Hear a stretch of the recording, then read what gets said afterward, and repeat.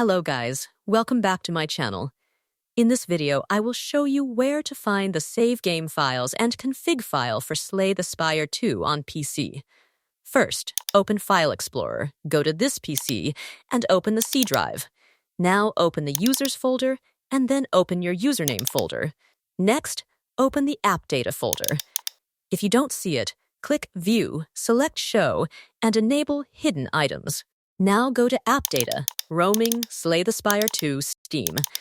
Open this folder, and here you will find folders like Profile 1, Profile 2, which contain the save game files. If you don't find the save files there, go to C drive, Program Files MEX86, Steam, User Data, your Steam ID, 2868840, Remote. Here you will also find the save game files. For the config file, look for settings.save. You can open it with Notepad to view or edit the configuration. So this is how you can find the save game files and config file for Slay the Spire 2 on PC. Thanks for watching, and please like the video and subscribe to the channel.